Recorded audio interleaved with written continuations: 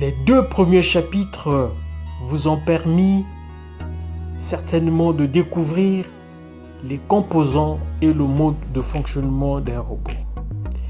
Maintenant, il faut aller vers la fabrication proprement dite donc de robots. Mais avant d'en arriver là, il y a une étape importante qu'il ne faut jamais sauter en aucun prétexte. Il s'agit de la représentation de votre robot et de l'évaluation de son coût de fabrication et de fonctionnement. Alors donc, si cette étape est bien menée, cela va vous éviter d'aller droit au mur. Alors donc, dans ce chapitre, il sera donc question, dans un premier temps, de vous mettre dans le bain d'une démarche qui vise d'expliciter un besoin de fabrication de robots, de définir de façon plus précise les fonctions de service du robot qu'on souhaite réaliser et de remplir une grille simplifiée de cahier de charges fonctionnel. Ensuite, il sera question de vous faire découvrir comment identifier les fonctions techniques ainsi que les solutions techniques adaptées. Enfin, ce chapitre vise aussi de vous montrer comment faire une évaluation du coût global des solutions techniques adoptées.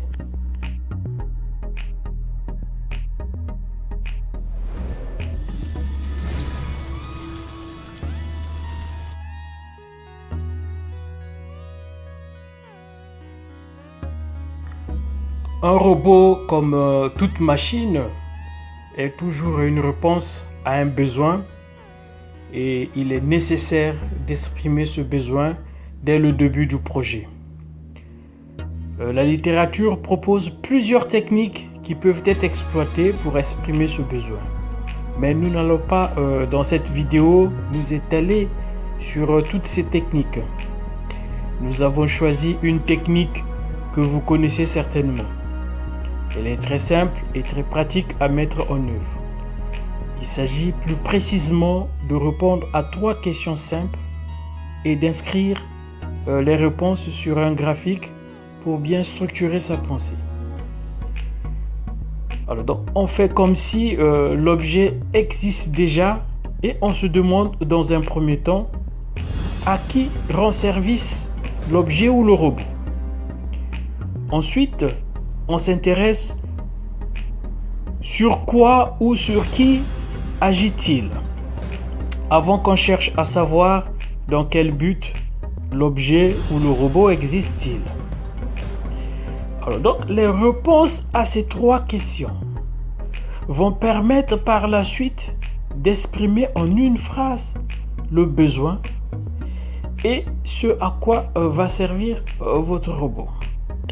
Alors donc, il s'agit là de la fonction d'usage du robot et qui peut être définie de cette manière.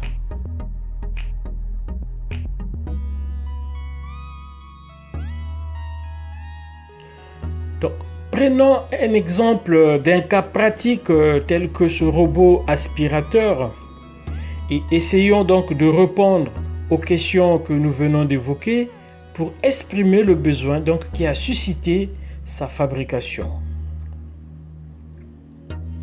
Alors la première question, à qui ce robot aspirateur rend-il service?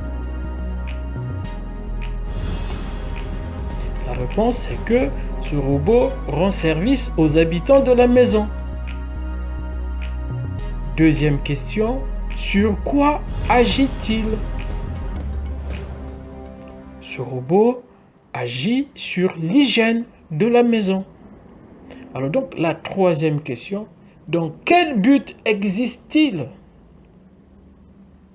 Donc, le robot aspirateur existe dans le but de nous aider dans les tâches quotidiennes de nettoyage. Alors donc, après avoir obtenu donc des réponses à ces 3 questions, la question qui se pose actuellement est la suivante. Alors, comment on peut se servir donc de ces réponses pour exprimer donc le besoin en une phrase?